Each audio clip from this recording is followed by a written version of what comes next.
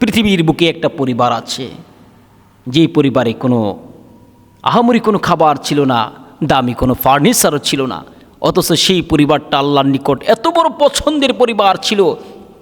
অভাব ছিল কিন্তু রহমত বরকতের কোনো অভাব ছিল না। সেটা হলো হজরতে আলী কাররামাল্লাহু ওয়াজহার পরিবার। অভাব, ঘরে কোনো খাবার নাই, কোনো কিছু নাই, অথচ ঘরের ভিতরে রহমত বরকত শান্তি। স্ত্রী তার স্বামীর প্রতি সন্তুষ্ট, স্বামী তার স্ত্রীর প্রতি সন্তুষ্ট, কেননা তাদের মধ্যে পর্দা ছিল, তাদের মধ্যে হক ছিল, তাদের ভিতরে সব ধরনের আল্লাহর বিধান পরিপূর্ণ পালন করতে পারবে, তারা পারছে এবং তারা পালন করে গিয়েছেন। আমার ভাইরা, কি পরিমাণ তারা আল্লাহর হুকুমের প্রতি এত পরিমাণ দৃঢ়তার সাথে তারা পালন করেছে, চিন্তা করা যায়। আল্লাহ তিনাদের স্থান জান্নাত করে দিয়েছেন, বলুন সুবহানাল্লাহ। সাইয়্যিদাতুন নিসাই আহলিল জান্নাহ, জান্নাতের যুবতীদের সর্দারিনী হযরতে ফাতেমাতুর জোহরা রাদিয়াল্লাহু তাআলা আনহা। আরেকজন হযরত আলী কাররামাল্লাহু ওয়াজহা আসাদুল্লাহিল গালিব, যাকে বিজয়ের বাঘ বলে আল্লাহ সুবহানাহু ওয়া তাআলা ঘোষণা দিয়েছেন। আমার ভাইরা, বলার উদ্দেশ্য হলো আমাকে আপনাকে শিখতে হবে, আমার পরিবারটাও সুন্দর হতে হবে। তিনাদের পরিবার যেমন, আমার পরিবারের ভিতরে পর্দা নিয়ে আসতে হবে, আমার পরিবারকেও সাজাতে হবে যেমন ফাতেমাতুজ জোহরা রাদিয়াল্লাহু তাআলা আনহার পরিবারটা এত সুন্দর, এত পরিপাটি, অভাব অনটন, খাবার নেই ঘরে, অথচ রহমত বরকতের অভাব নেই। রহমত বরকত আর বরকত আল্লাহ সুবহানাহু ওয়া তাআলা দিয়ে ভরপুর করে দিয়েছেন। হাসান হোসেন কত ক্ষুধার্ত কান্নাকাটি করে, কত কষ্ট করতেছে, এর ভিতরেও তারা আল্লাহর নিয়ামতের শুকরিয়া আদায় করতেছেন। আল্লাহ মরা খেজুর গাছ থেকেই আল্লাহ খেজুরের ব্যবস্থা করে দিয়েছেন, বলুন সুবহানাল্লাহ। আমার ভাইয়েরা, আফসোসের সাথে বলতে হয়, আজ থেকে 10 বছর 20 বছর পূর্বে একটু গ্রামের আশেপাশে সবাই লক্ষ্য করে দেখি কত দূরে দূরে মসজিদ ছিল, ধারে কাছে কোনো মসজিদ ছিল না। মন চাইলে কেউ অনেক দূর থেকে নামাজ পড়তে আসতে পারতো না। মসজিদ ছিল বিশাল বড়, মহল্লার ভিতরে একটা গ্রামের ভিতরে 2-1টি মসজিদ ছিল। আর আজকে মসজিদ আছে, আমরা সেই মসজিদে এসে ঘরের পাশে মসজিদ থাকা সত্ত্বেও আমরা নামাজে শরিক হতে পারি না। এটা হচ্ছে আমাদের সবচেয়ে বড় দুর্বলতা। আমরা হচ্ছি ঈমান থেকে আমরা দূরে সরে যাচ্ছি, এটাই তার জ্বলন্ত প্রমাণ। আজকে মসজিদ আছে, সব আছে, অথচ আমার আপনার দিন যাচ্ছে তো ঈমান দুর্বল হয়ে যাচ্ছে। মসজিদের প্রতিটা জায়গায় দেখা যায় এখন সুদখোর, গাঞ্জাখোর, মদখোর, ঘুষখোর, তারা মসজিদের পদগুলো দখল করে রাখছে, যার ফলে আমরাও কিন্তু বেনিফিট পাচ্ছি না, ভালো কিছু আশা করতে পারি না। আমার সম্মানিত মুসল্লি ভাইরা, একটুখানি খেয়াল করুন, এর পূর্বেও দেখা যায় কত মানুষ, কত মা বোনরা যখন রাস্তা দিয়ে হেঁটে যাওয়ার সময় দেখা যেত এত পরিমাণ পর্দার সাথে হেঁটে যেত, মনে হয় যে রাস্তার বাহিরে পড়ে যায়, এমন ঘণ্টা দিয়ে ছাতা দিয়ে। আর এখন মহিলাদের জন্য হাঁটাই যায় না।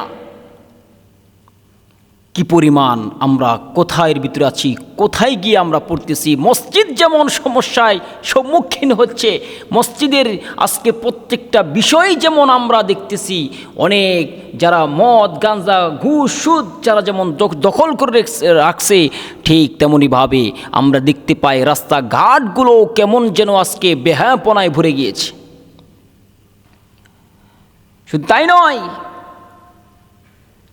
যার ফলে সংসার জীবনে, যার ফলে সমাজ রাষ্ট্র সব জায়গায় সমস্যা দেখা দিচ্ছে, শুধু একটাই কারণ, আমরা আমাদেরকে হেফাজত করতে পারি না, আমরা আমাদেরকে নিয়ন্ত্রণ করতে পারি না। কোরআনী আইন, কোরআনী বিধানকে আমরা পরিচালনা করার জন্য চেষ্টাও করি না। যদি আমরা পারতাম তাহলে কোনো ধরনের কখনো কোনো সমস্যা হতো না। না পারার কারণে, আমাদের ব্যর্থতার কারণে আজকে আমাদের প্রত্যেকটা বিষয় আমাদের জন্য সমস্যা হয়ে দাঁড়াচ্ছে। কোরআনের বিপক্ষ হয়ে যাচ্ছে। আমার প্রিয় ভাইয়েরা, এই জন্য সতর্ক থাকা চাই, চোখ কান খোলা রাখা চাই যে আমার দ্বারা কোরআনের কোনো বিধানের লঙ্ঘন হচ্ছে কিনা, আমার দ্বারা কোরআনের কোনো হুকুম লঙ্ঘন হচ্ছে কিনা, রসুলের আদর্শের বাহিরে আমার কোনো জীবন যাপন হচ্ছে কিনা, আমার সন্তান কি পর্দার ভিতরে আছে না পর্দার বাহিরে আছে। মনে রাখবেন, প্রতিটা ঘর হচ্ছে অনেক বড় নেয়ামত, প্রতিটা পরিবার হচ্ছে অনেক বড় নেয়ামত বরকত, প্রতিটা স্বামী স্ত্রী হচ্ছে নেয়ামত বরকত, প্রত্যেকটা সন্তানের বাবা মা সন্তান হচ্ছে নেয়ামত বরকত। আপনার ঘরে অভাব আছে, অনটন আছে, কোনো সমস্যা নাই, ওই ঘরেও কিন্তু রহমত বরকত আল্লাহ দিতে পারেন এবং দিয়েছেন। অথচ আমি আপনি পারি না, আমি আপনি পারি না, আমি আপনি দুর্বল, আল্লাহর নিয়ামতের শুকরিয়া আদায় করতে পারি না, আমরা পর্দাটাকে ঠিকমতো পালন করতে পারি না। পুরুষ মনে করি যে আমার উপর কোনো পর্দা নাই, নারী মনে করি শুধু আমিই পর্দা করব। আল্লাহ তাআলা পুরুষ মহিলা উভয়কে পর্দার নির্দেশ দিয়েছেন।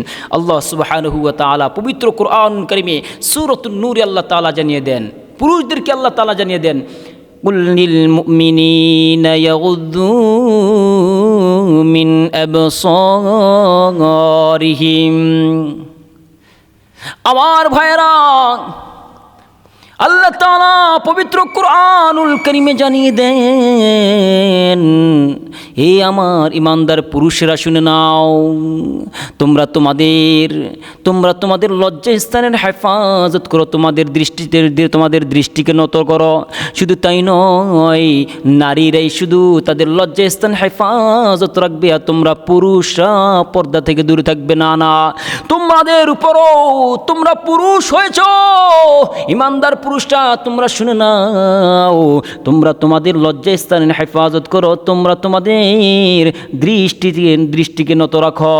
আবার আল্লাহ তাআলা নারীদেরকে জানা দেন, ওয়াকুল্লিল মুমিনাতি ইয়াগুদুদনা মিন আবসারিহিন্না ওয়া ইয়াহফাযনা ফুরুজাহুন্না।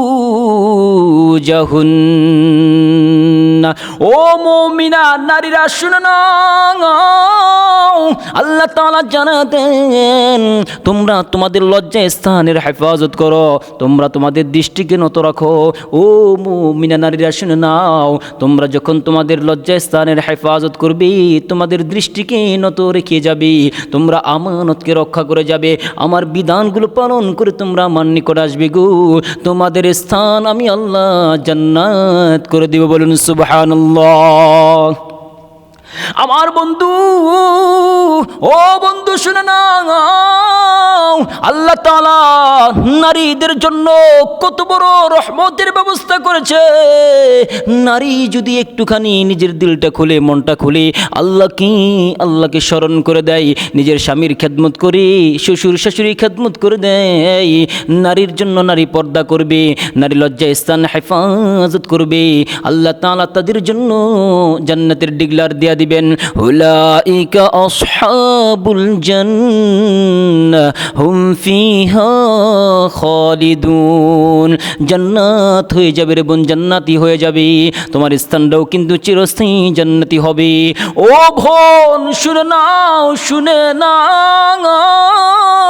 তোমার মতো কত বোন এমন রয়েছে যারা নাকি একটা মুহূর্তের জন্য পর্দার বাহিরে যায় না, যারা নাকি পর্দার সাথে স্কুল কলেজ ভার্সিটি সব জায়গায় তারা ক্লাস করছে, পর্দার সাথে ডাক্তারি করছে, পর্দার সাথে তারা ইঞ্জিনিয়ারিং করছে, পর্দার সাথে কত দুনিয়া বিকাশ করতে পর্দার সাথে। ও বোন, তোমার জন্য কিন্তু নিষেধ নাই। কত বোন এমন রয়েছে পর্দার প্রতি কোনো ভ্রুক্ষেপ নাই, পর্দাও ঠিক মতো করে না। মনে রাখিও,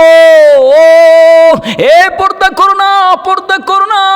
পর্দা না করার কারণে তোমার স্থান কোথায় হবে তুমি কি জানো?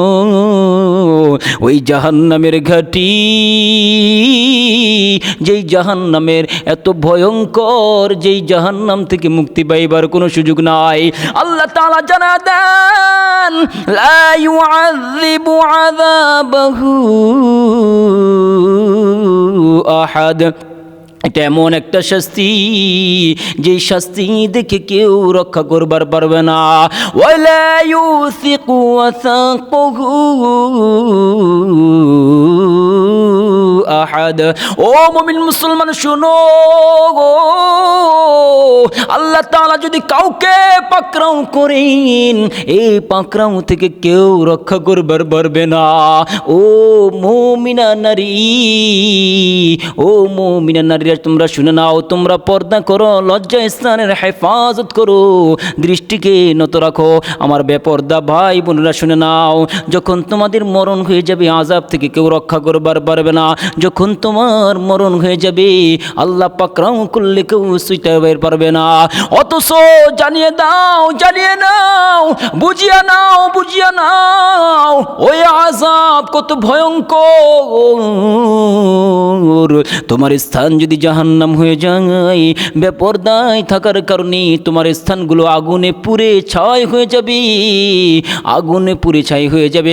আবার তুমি জীবিত হবে, আবার পুড়ে যাবে। তোমার কি জানা নাই আল্লাহ তাআলা যদি কাউকে শাস্তি দেন, এর থেকে কেউ রক্ষা করবার পারবে না।